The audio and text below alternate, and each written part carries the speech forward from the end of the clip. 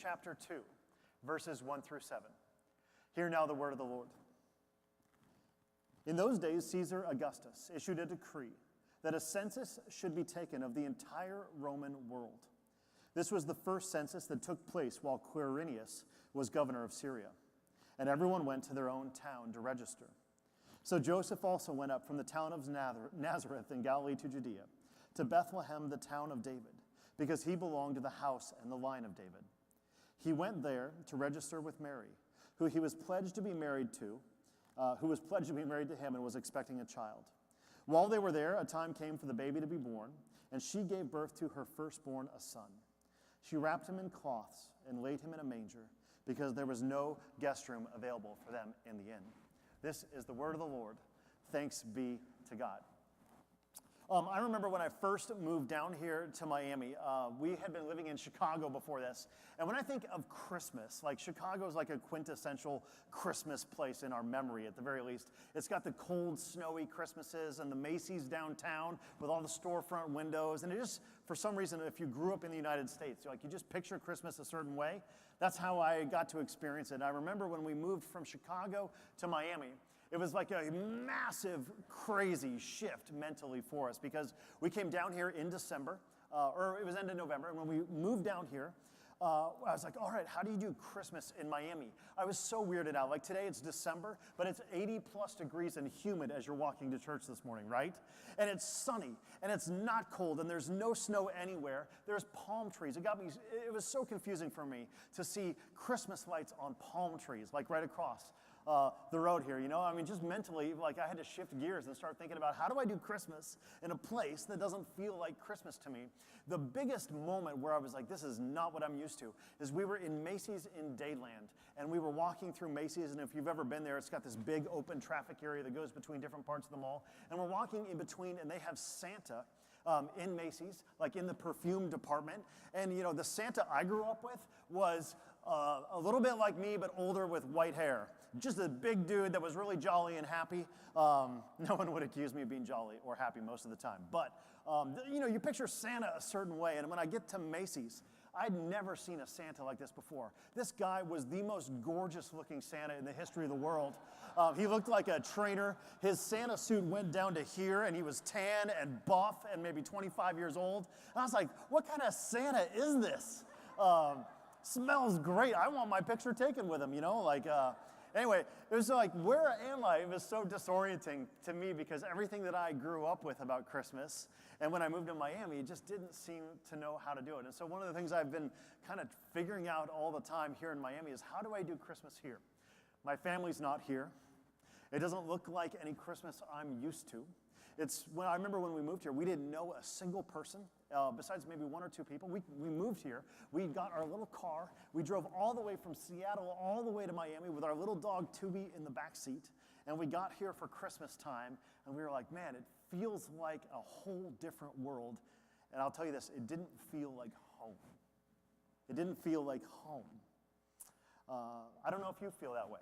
I don't know very many people that grew up on Brickell Avenue. Raise your hand if you grew up on Brickell. One person, kind of, right? None of us are from here.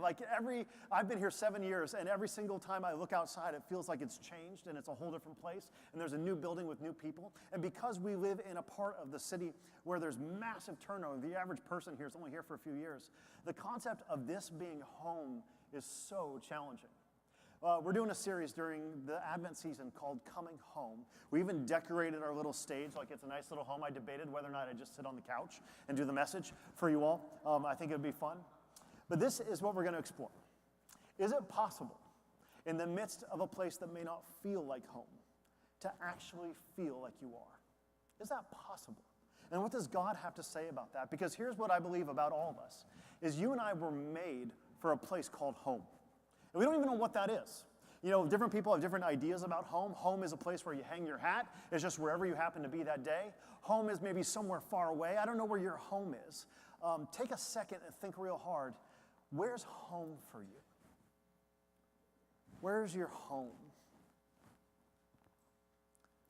How many of you, just off the top, would say your home isn't here, downtown Miami? Your home is somewhere else. How many of you would say your home is right where you are right now?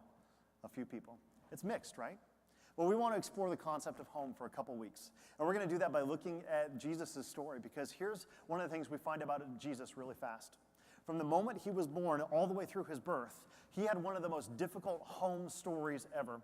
You get the story of Caesar Augustus, who's the ultimate home wrecker in the history of the world. Jesus is about to be born, and you've got Mary and Joseph. And I remember when my daughter was born, like we spent an entire year getting our home ready so that when she was born, she would have a nice home to come into. Pottery Barn made a ton of money off of us because we spent all this time getting this little precious room ready for our little girl. We had a little chandelier that was in her room, and we had all the right colors. And my wife, who's way better at this than I am, she made sure that every little detail of this girl's home was ready for her. We brought her home. We even had a special outfit for her so that she had a special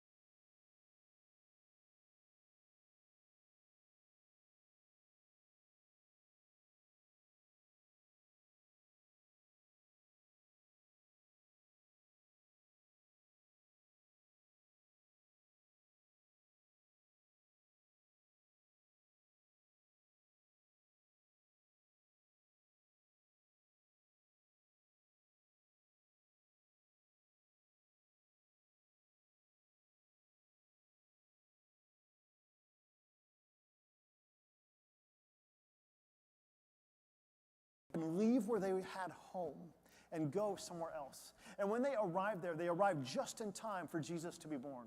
And so they're like finally exiting off the freeway, right as Mary's like, hey, Joseph, it's time. It's time to do this. We got to do this. And they're exiting. Of course, they pull over, and there's like all these hotels, and they're running around inside saying, hey, do you have any room? Do you have any room? Do you have any room? Or they're knocking on the hospital door saying, is there any beds available? And they're like, really sorry, we're full. Jesus had no home. From the moment he was conceived until the moment he died, he had no home.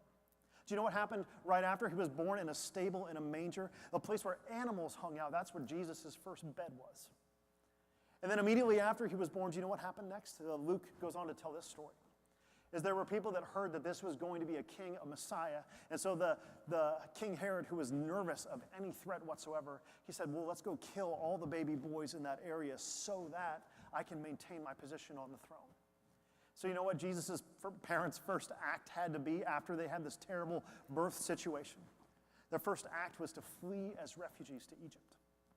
Jesus' first years on this earth were as a homeless refugee in a foreign land.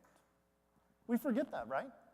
The God of the universe, who could have anything that he wanted. He could have made the biggest homes and the biggest mansions and had everything the way that he wanted. Instead, when God showed up in the universe, there was no room for him in the inn, and he was immediately cast out to be a refugee in a foreign land. That is a tough way to bring a human being into the world. He had no home. As Jesus grew up, we think that he had a home for a little while because they moved back to Bethlehem. But the second Jesus started his ministry, there was persecution and threats from every angle. And at one time, Jesus said to someone he was talking to, he goes, hey, do you want to follow me? And the guy goes, yeah, I'm all in. And then Jesus gives him a warning. He says, if you want to follow me, you better be careful, because foxes have holes and birds have nests, but the Son of Man has no place to lay his head. Jesus' entire life was one where he felt like he didn't have a home. And everywhere he went was not sure if it was going to be the place where he was supposed to be. I don't know if you've ever thought about that before. But the God of the universe came to his home, the thing that he'd made, his own precious possession. And the second he showed up, it says in the Gospel of John that no one recognized him. It'd be like going home to your hometown, where when you go back, it's like your homecoming, and everyone's supposed to recognize you and celebrate. And instead, when Jesus showed up in the world, everyone ignored him, didn't realize who he was, and kicked him out. That's a tough way to start life. We all have this idea of home, and we want it. It's how God made us. I was designed, and so are you, to be people surrounded by people that know us and who love us. You and I were designed to be in a place of peace. We all long for, deep down inside, security, a roof over our head, friends who care for us, food on the table. It's not a long list, but it's a real list. And it's not just Darwin biology. God implanted in all of our hearts this hunger and this desire for a sense of home. It's pretty incredible when you think about it. If you had all the money in the world and you could buy anything you wanted, do you know what the one thing you couldn't buy is? Home. You could buy a home, a house, but that doesn't make it a home. You could buy all the food in the world, and that doesn't mean that you have peace. You can buy friends, but it doesn't surround you with people that love you. We have this desire for a thing called home, so much so that when Jesus was going off into heaven, he was leaving his disciples behind. His disciples were really nervous, the Gospels tell us. They said, Jesus, what are we going to do without you? He says this, he says, you know what, just so you know, I'm not leaving just because I have to or want to. I'm going because I'm going to go prepare a place for you. Because did you know that in God's kingdom, it's like a mansion with many rooms? And I'm going to go and prepare a home for you. So that when you die and you come back to life, you will have that home that you've always longed for deeply in your heart. Jesus knew what we wanted so much. He knew that, what they thought they wanted. Jesus, don't leave us for a little while. Or can you give us some new manual of operations so we know how to do these things? And Jesus said, no. I'm going to go do the most important thing, which is die for you so that you can have peace. And then go prepare a home for you so that you can live forever in the dreamlike place where you have everything you've ever wanted. You don't need much, but you need a home.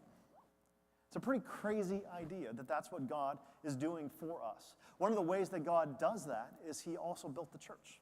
God does two things for us. One is he goes into heaven to build a heavenly home for us.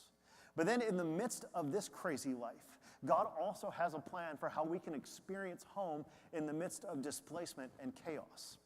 I remember two stories from my childhood that made a big impact in my life. One was this. I remember I was on a mission trip a long time ago. I was in high school. At our little church, we decided that we planned this mission trip to the Navajo Indian Reservation, and we were going to go there and do vacation Bible school projects and kind of just share love and grace with some friends who might be in need. And so we show up, and I'll never forget what happened next. We get there, and we're exhausted because we drove down. I know, crazy idea, but we got in these little buses, and we drove down from Seattle. And when we got there, we were exhausted and tired.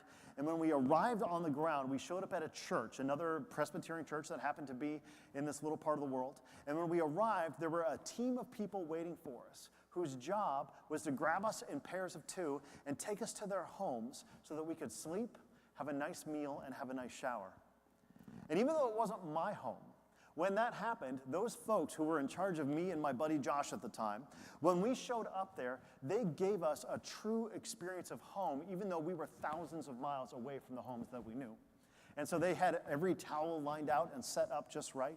They asked us ahead of time what our favorite foods were so that they could have it prepared for us the next day. The bathrooms were super nice and the beds were comfortable. I just remember thinking to myself, you know what? I don't need to go back home. This is pretty good. Like, I've got a new home here. I'm just going to stay right where I'm at. But it was amazing to me because I went to another place that I didn't know and they didn't know me, but they knew that their job to show love was to build a home for me in the midst of feeling vulnerable and scared and far away. Another story that I'll share with you, this wasn't my story, but this was my wife's story. Not very long ago was Hurricane Andrew. And during Hurricane Andrew, most of us had to leave home, or we had to go somewhere else. And so my wife and my daughter at the time took two friends with them, and they went up north. They started driving. They thought that they were going to stop in Orlando, and then Orlando didn't seem safe, and so they just kept driving and didn't know where they were going to stay. But one of the things that was pretty incredible is we started getting all these texts from folks about what we could do and what our options are. They stopped in Atlanta for a day. And they ended up just going to another Presbyterian church, ironically called Peachtree, which is in the Atlanta area. Wanted to check it out. We've even got a Peachtree person here with us this morning. And someone from the church heard that they were fleeing Hurricane Irma and just said, hey, do you want to come stay at our house today? And rather than having to get a hotel, they just offered their home and let them in and said, hey, I know you've left your home, but maybe you could be home here. Incredible hospitality. And then we got a text saying that there was someone from our church that now lived in South Carolina and said, hey, I know you guys are running away from something that's happening at your home. Would you be willing to come stay for a few days with us? And so they went just a little farther north and stayed with another church person who said, hey, why don't you just stay with us for a while? It was so nice. My wife almost didn't come back. But here's the idea. In the midst of chaos, in the midst of displacement, in the midst of not being sure where home is, we get tastes of home whenever Christian people in love reach out and say, hey, you're welcome here. My stuff is your stuff. Mi casa es su casa. And it's just these open arms that say, hey, you know what? In the midst of a crazy life and a crazy world, you have a place here and you belong. So we're going to be talking about this theme over the coming weeks in different ways, remembering that Jesus didn't have a home, and remembering that so many of us don't necessarily have that sense of home that we long for in this world. One of the things I'm aware of is it's very easy for many of us to have a family, to have a place to live, and to be looking like everything's good on the outside. But maybe many of us come from homes where it's painful or hurting. I know a lot of folks where the idea of going home and spending time with family is terrifying. I know some folks who don't have anywhere to go. It's one of the reasons why our Christmas Eve service is so powerful to me, and it's not the service. We have usually multiple services, and in between we always have a meal for all the volunteers who serve on Christmas evening. And one of the things that I love about that moment is because the people that are serving on Christmas Eve here at the church often are folks who don't have anywhere else to go on Christmas Eve. And so in between the services every year, it's become a tradition that we order Chinese food because they're the only place that's open. And we order Chinese food, and it gets delivered in between the services. And what it is it's a meal for all the people that don't have a home on Christmas Eve. It's turned into one of my most favorite moments of the entire year.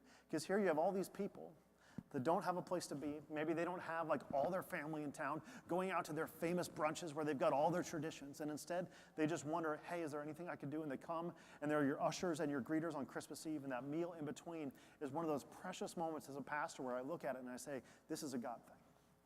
This is God making a home for folks that feel like they don't have one. So I'm going to end the message like this because I'm going to tell you about what we're going to do over the next month. And it's going to be a little complicated and tough, but I know you can do it. We are going to be celebrating the Lord's Supper, communion, every single week during Advent, remembering that Jesus is coming and that he offers us an incredible meal. But I don't know if you've ever thought about this before. When we celebrate communion, when you walk down the rows every time we do communion, what you do is you usually walk down and you grab the thing and you dip it in the cup, and it's very individual. Whenever we celebrate communion by intention, what that does is it says, hey, you and God, this is a moment to really powerfully connect. But that doesn't exhaust the meaning of communion and the Lord's Supper, and there's different ways to celebrate it. And so we're going to be celebrating it in a different way during this month, during this season of Advent. I don't know if you noticed it when you walked in, but we actually have two big tables that are up here in the front, and we've got another table over there for all the balcony folks. And when we celebrate communion in a little bit, here's the idea, is that when we come to church, and don't get me wrong, church is a complicated place because it's full of complicated people like me and you. But at its best, it's a vision and a foretaste of the kind of home that God is going to build for us someday. It's a vision of how it's supposed to be.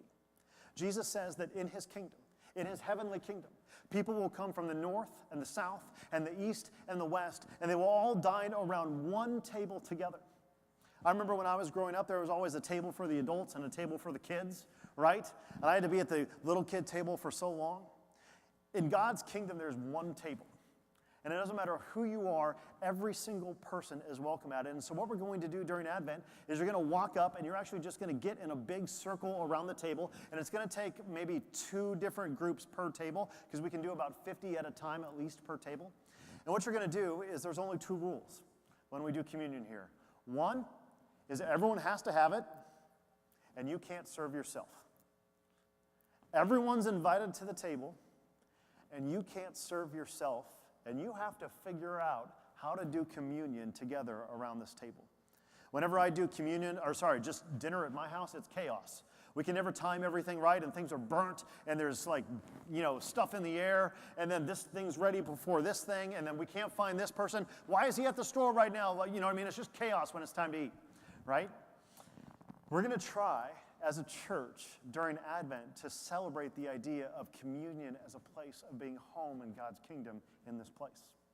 And so does this make sense? This group, you're going to come to this table. This group, you're going to come to this table. This group over here, you're going to go to that table. And the only two rules are what? Everyone gets to participate, and you can't serve yourself. I've used this example before, and I think it's a powerful one, so I'll just leave it with you one more time. In God's kingdom, picture it like a heavenly banquet, where there's the amazing best food you've ever seen on the table, and everyone's in a big circle around the table. And picture this, everyone's hands are tied to the people next to them. And so you're looking at all this amazing food, and your mouth is starting to water, and your hands are tied to the people next to you. In hell, everybody's hands are tied, and you're trying to feed yourself, but everyone's yanking against one another, trying to feed themselves. And in a place where everyone's tied together and fighting for themselves, do you know what happens? Nobody gets to eat, and everybody starves. But in heaven, you're around the same table, you're tied to the same people, but in heaven, it's a place where everyone goes home full. Why? Because you feed each other. Because everyone's welcome there, and you're inviting and welcoming, and you say, hey, before I go, why don't you go? And the only thing we'll fight over is who gets to go first, because we want the other person the whole time. It's a beautiful image for the way it's supposed to be. Never forget that when Jesus came, he didn't have a home, and his whole purpose was to build a kingdom for us where you and I would finally have one. The church at its best is a place where we get to experience that and dream about what that truly is like. Will you pray with me? Lord, no matter what our homes are like, we pray that you would open our hearts and our minds to envision a world where everyone could be home. Help us to be more hospitable and inviting to those who feel on the outsides, remembering that from the moment you were born, you were a stranger in a foreign land.